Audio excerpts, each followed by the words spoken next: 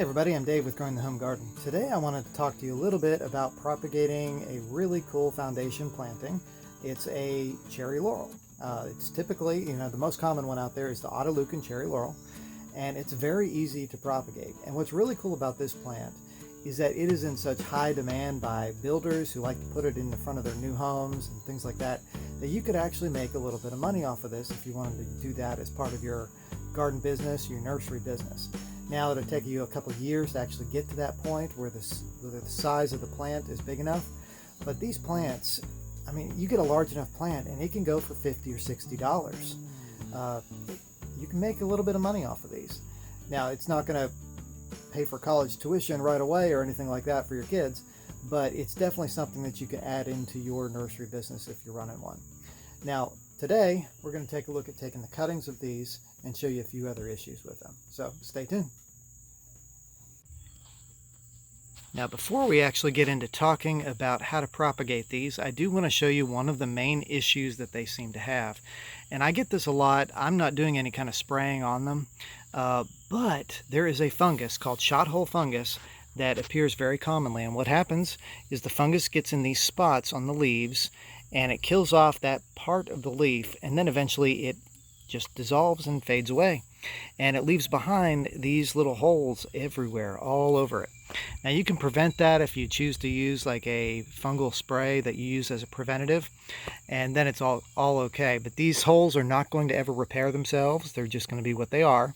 But you can come in, retrim up the tree a little bit, and it will put out some nice new foliage that is unaffected by that.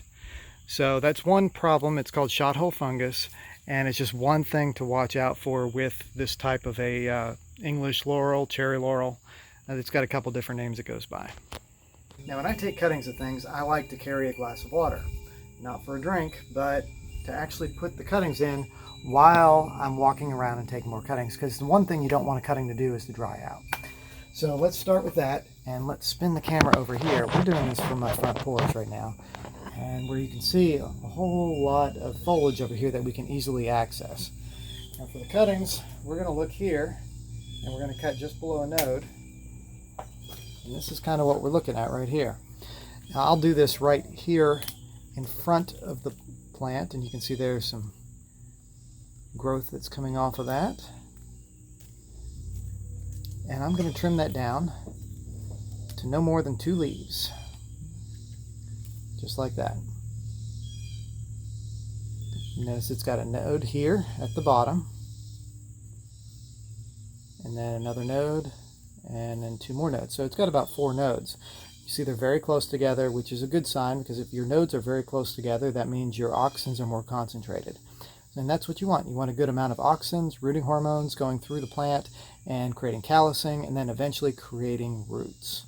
So we're going to do that. We're going to take quite a few of these, because my next thing that I want to do is I want to come in here and actually prune my plants. I'm not going to do this all today. I want to get the cuttings, and then I'm going to come back and prune later so that I can get some more plants growing. My goal here is not to actually sell any of these. I've done that before as a farmer's market business, but my goal is more to create some stock that when we eventually build our next house, that we will have some plants to use to grow. I've got a couple of these that are at my mom's house that have grown quite well over the years, and they're as big as these ones here, which I bought a while back. When I was trying to find Otto Luyken cherry laurels to put out in our front area, I had a lot of trouble finding ones that I wanted to put out because they were huge and they were expensive, so I didn't want to buy those, and I had to look around and eventually settle on some that were about $20 a piece. But they can be very pricey. You can see them in $70, $80 for a really big pot of these and really mature plants.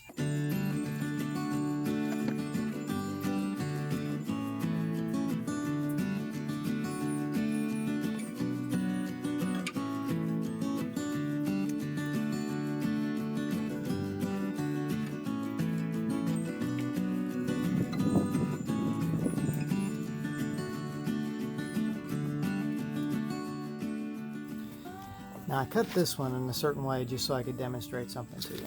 You see the brown here in the end? That is the old wood, and this is the green wood, the new stuff. And when I take the cuttings of this, I want to get from the green wood, because it's a much fresher, newer growth, it's going to be a lot more vigorous as I try to root it. So I'm actually going to cut right here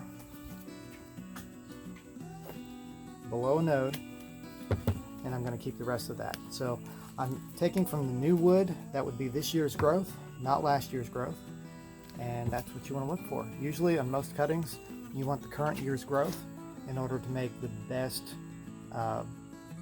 rooting situation possible.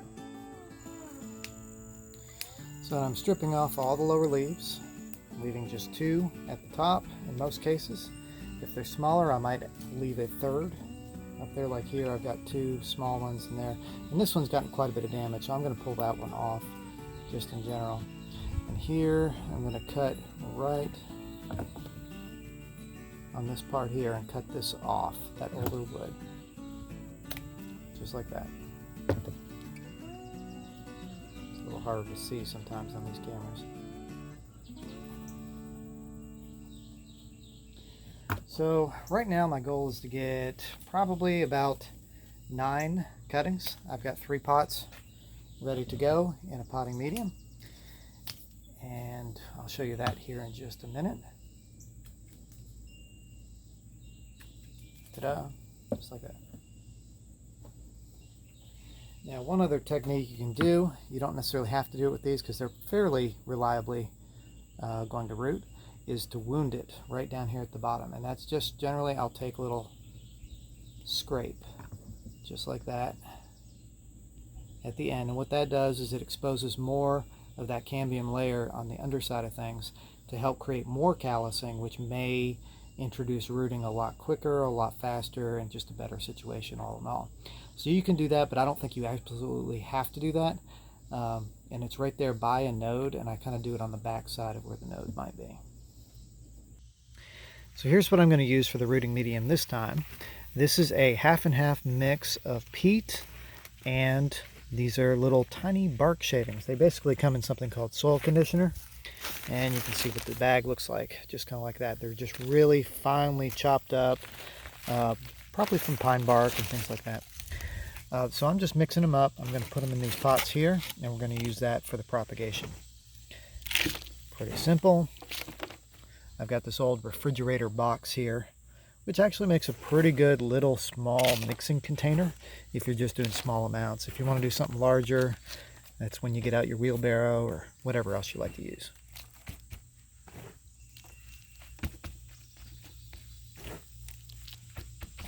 And so here we go. I did not exactly count how many cuttings we've got there, but we've got quite a few ready to go. And what we're going to do next is we're going to get some rooting hormone.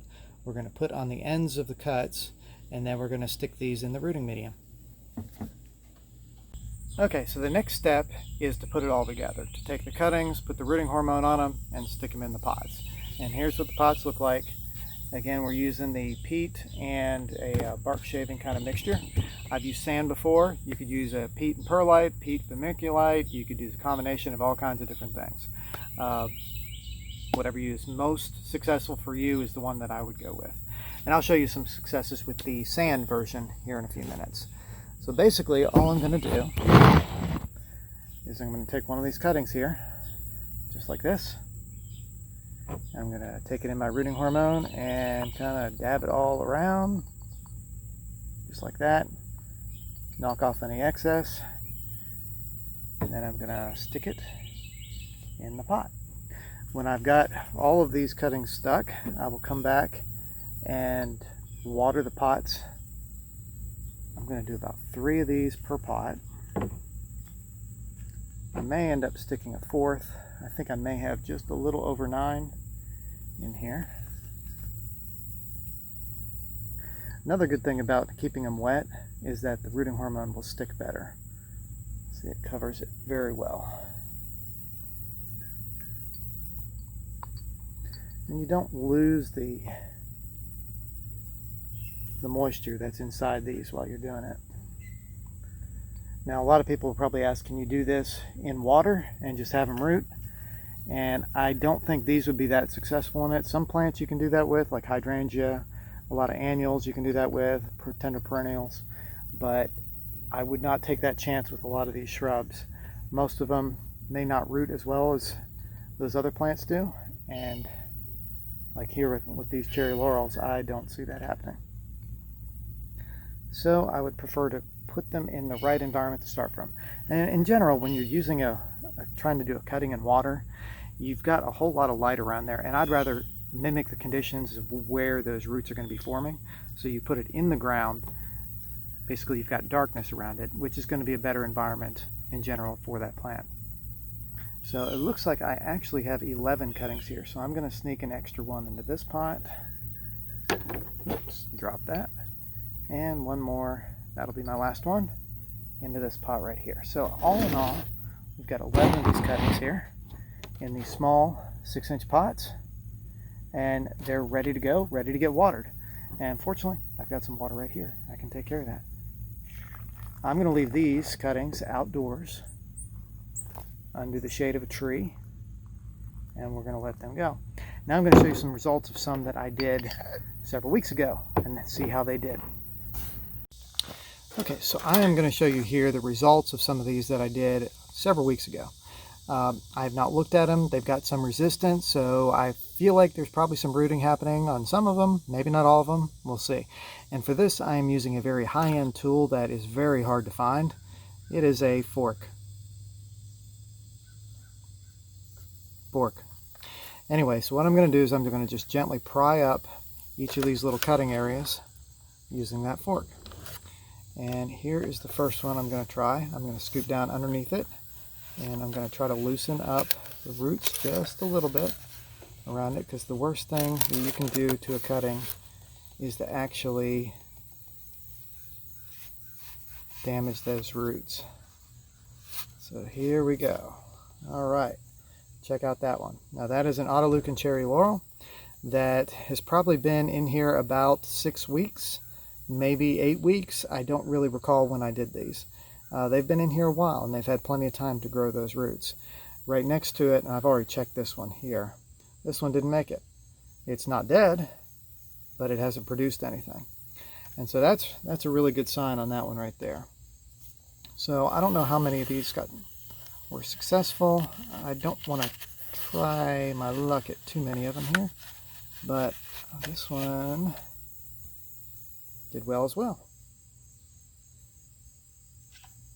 Now the only difference between these cuttings and what I just showed you how to do really is the medium that I put them in. These are in sand with peat in the bottom of each container, or each cell. Wow, that one is really tight.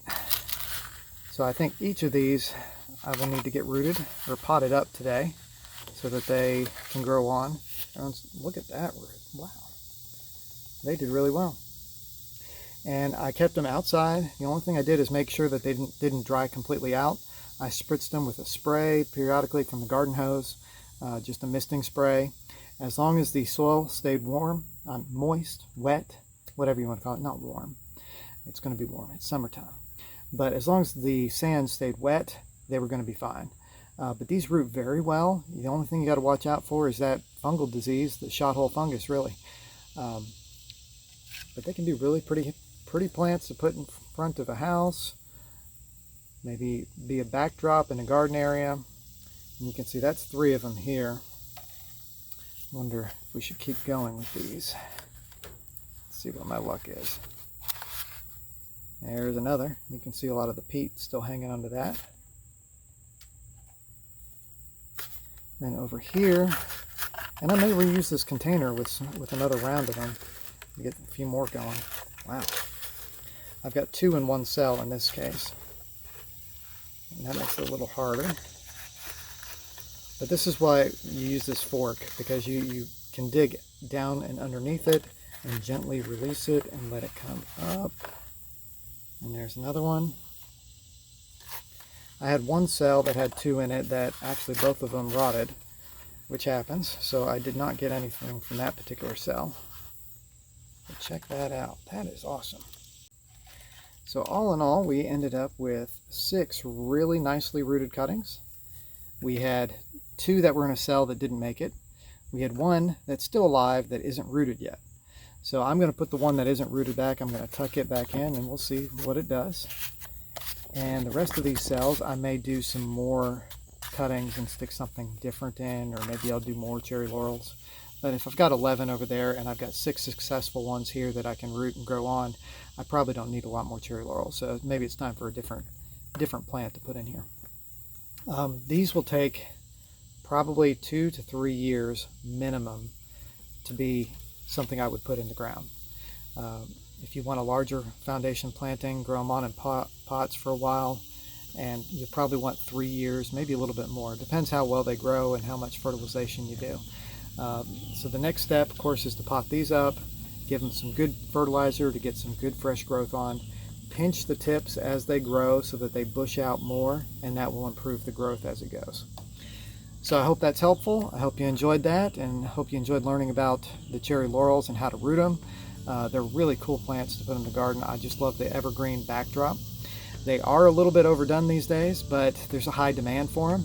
So if you're interested in doing it as a nursery business or as an aspect of your nursery business, I definitely think you can have some success with that. They definitely demand a high price, especially when we're in good times where the building industry is really growing, and it still is today, even though we've had some issues this last year. So anyway, I'm Dave with Growing the Home Garden. I really appreciate you watching. Hit the like button, subscribe, and we'll catch you later.